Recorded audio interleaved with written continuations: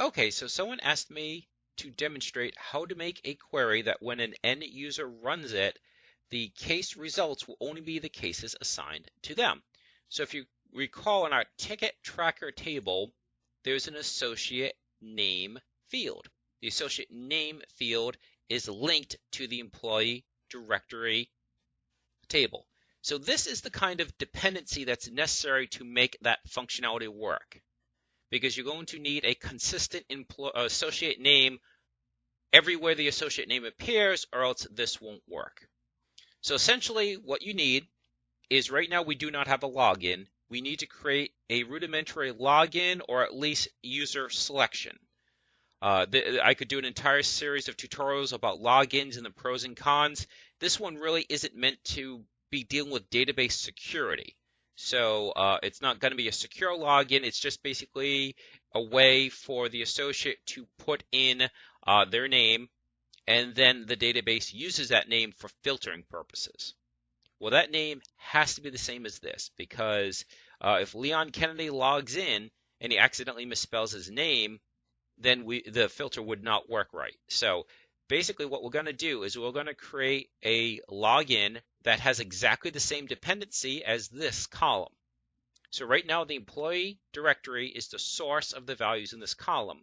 The login will also use employee directory as a source for the selection.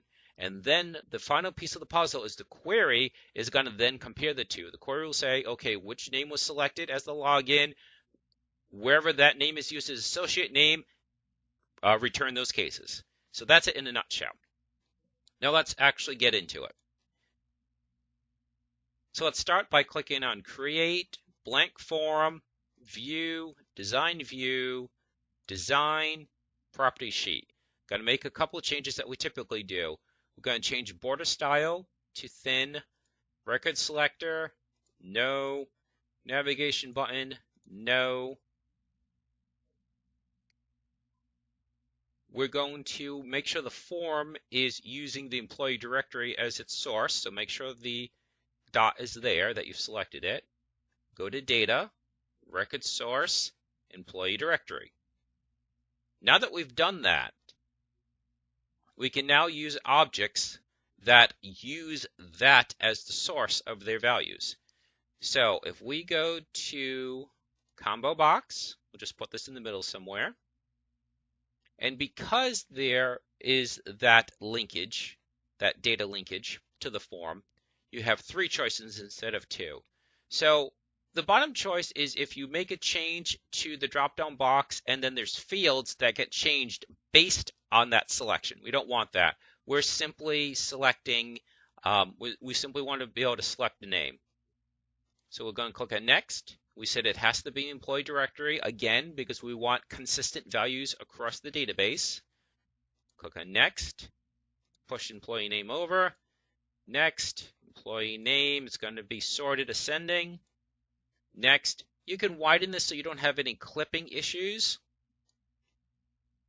just in case names get longer, but that's fine. Next. Remember the value for later use, or store the value in a field. We're going to remember the value for later use. Next. And then that will be the name of the combo box. Finish. Click on the little dot there just to drag and drop it above it. Drag and drop if you kind of want to move this around a bit. Actually, when I selected it, I wasn't supposed to grab the corner. I was just supposed to grab anywhere except the corner. There we go. So now let's go back to View. And we'll click on the drop-down box, and there you go. These values are absolutely identical to the values here because they're both using employee directory as the source. Now, let's save this. So let's click on Save. And we'll go to, let's call this user underscore login. Click on OK. So now what we need to do is when they select a name, okay, If you notice, we didn't add any kind of password. So again, this isn't so much a login so much as a user select. Not trying to mince words, but I just want to make it clear that this is absolutely not meant to be a database security tutorial. This is simply about the linkage between a login and the filtering. So you could then add, say, like passwords and things like that if you wanted to. So what we need to do is when they choose a value, we need something to then happen. So let's click on View, Design View. We'll click on this, and we want to look at, again, at events, because with the buttons, there's several events, but basically you click on the button and that's when you want something to happen. This case, it's not so much clicking on the drop-down arrow so much as clicking on a value within that. So on click would be the drop down arrow, and we don't want that.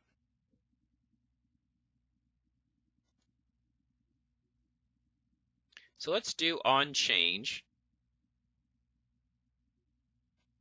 And for on change,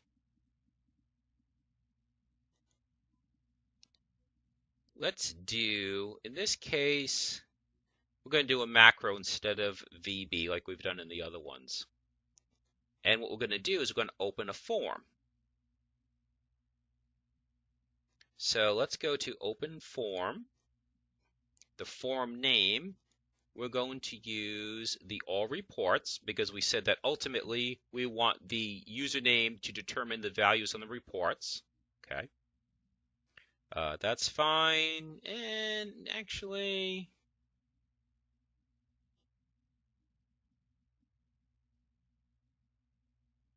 that's fine as it is. So we'll click on save. Close that macro. Save this. And now let's see if it opens the form. So we'll click on the drop-down arrow and we'll choose Barry Burton. And there we go. The form has opened. Okay. So what we've done is we've created, and again, it's really a bit of a stretch to call it a login. But what you've done is now you've captured a value. So now let's look at the design of a slightly different query. So let's go to Create. We'll go to Query Design. We'll close this. We'll use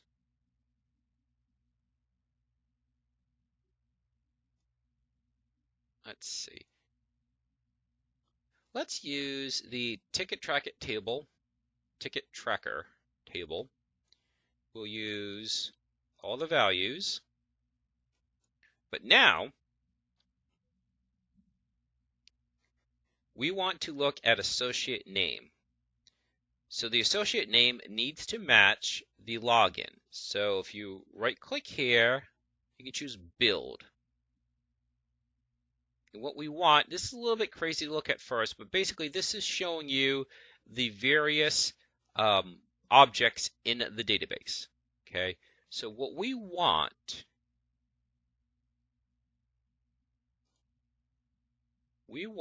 a form. So you're kind of just navigating down into the tree.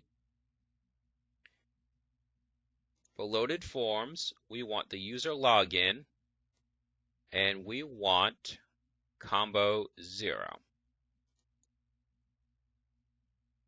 Click on OK.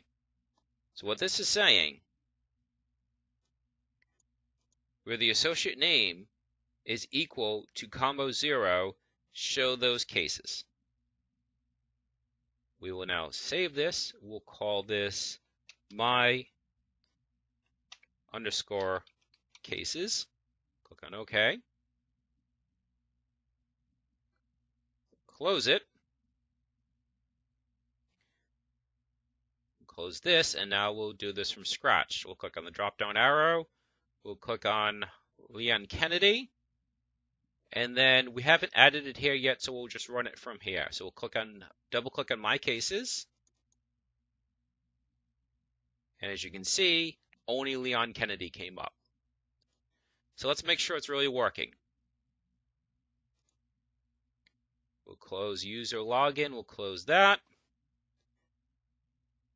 We'll again open the login. This time we'll choose Jill, and then we will click on My Cases, and only Jill's came up. So there you go. So again, as a quick summary, to make this work, you absolutely have to have consistency for the value of the associate name. It really shows why taking the time to make that table linkage to begin with really pays off big dividends. You don't have to keep typing the names over and over again, not to mention when you get into a larger organization, you definitely don't want that level of manual data entry when it's absolutely unnecessary. So you have to have consistency of values for associate names. You do that by linking to the same table. And then you have to have a login where, again, the names in the login match the associate names.